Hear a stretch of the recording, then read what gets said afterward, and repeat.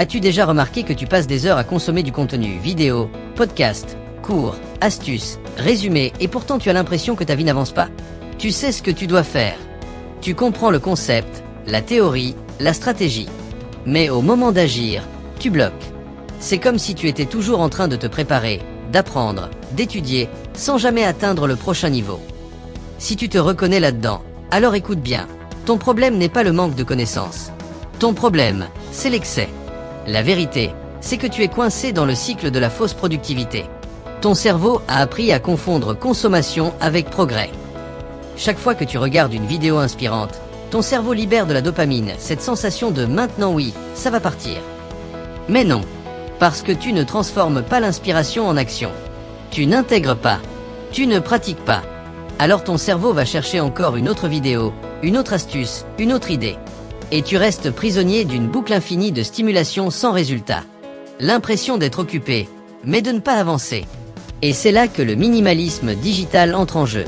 Pas comme une mode, pas comme une esthétique, mais comme une stratégie volontaire pour récupérer ton focus, ton énergie et ta capacité d'exécution. Le minimalisme digital, ce n'est pas utiliser moins la technologie. C'est l'utiliser avec intention. C'est arrêter d'ouvrir 10 onglets en même temps. C'est arrêter de suivre 200 personnes juste parce qu'elles semblent inspirantes. C'est sortir du mode input infini pour entrer dans le mode output constant. Réfléchis avec moi. À quoi sert d'en savoir plus si tu ne fais rien avec ce que tu sais? Apprendre sans appliquer, c'est comme manger sans digérer. Tu te sens plein, mais tu n'as pas d'énergie. Alors, voici la règle qui va guider ton chemin dès maintenant. Un contenu, une action, un résultat.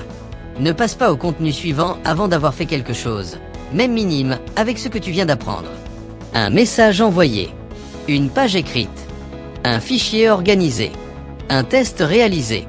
Une micro-action suffit, parce que le cerveau apprend par le mouvement, pas par la théorie. Passons maintenant au premier geste pratique, le mode minimaliste sur ton téléphone.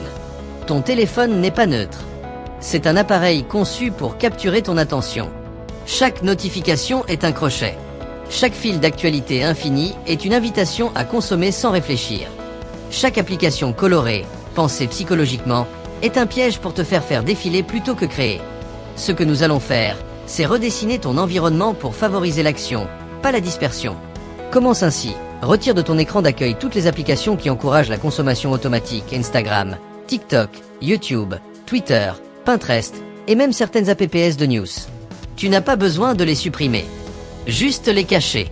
Transforme leur accès en quelque chose d'intentionnel, pas automatique. Ensuite, désactive les notifications de tout ce qui n'est pas urgent. Et enfin, fixe des moments où ton téléphone reste hors de ton champ de vision. Tu verras, dès le premier jour, ton esprit retrouver de la profondeur. Le silence intérieur commence à revenir. Maintenant, voici l'outil qui transforme la théorie en pratique, la méthode 20/20. Elle fonctionne comme ceci, 20 minutes d'apprentissage, 20 minutes d'application immédiate. Peu importe ce que tu apprends. Si c'est du marketing, applique-le sur ton projet. Si c'est de l'organisation, organise ta table maintenant. Si c'est sur ta carrière, envoie un message, ajuste ton CV, fais un mouvement concret. L'action crée de la clarté. L'action génère de la confiance. L'action construit l'identité. Tu deviens quelqu'un qui fait, pas quelqu'un qui sait. Et retiens ceci, tu n'as pas besoin d'attendre d'avoir envie d'agir. La motivation ne vient pas avant l'action. La motivation naît de l'action. Tu agis d'abord, tu ressens ensuite. Ceux qui attendent la motivation arrivent toujours trop tard. Alors respire et demande-toi, qui deviens-tu lorsque tu consommes sans appliquer? Tu deviens un accumulateur, un collectionneur d'idées, un spectateur de ta propre vie. Et qui deviens-tu lorsque tu appliques ce que tu apprends? Tu deviens auteur, créateur, protagoniste. Les gens qui réalisent sont ceux qui transforment la connaissance en mouvement. La question maintenant est simple. Tu veux continuer à consommer ou tu veux commencer à construire? Si tu es prêt à quitter le mode « je me prépare » et entrer dans le mode « je fais arriver », écris maintenant en commentaire « je choisis d'agir ». C'est l'engagement psychologique qui marque le début de ta nouvelle phase. Et dans la prochaine vidéo, je vais te montrer comment planifier toute ta semaine pour atteindre un focus profond, une clarté extrême et une exécution continue. Sans effort héroïque, sans discipline surhumaine, juste de la structure. Parce que quand tu élimines le surplus, l'essentiel apparaît. Et quand l'essentiel apparaît, Ta vie commence à avancer. Tu sais déjà ce que tu dois faire. Maintenant, c'est à toi.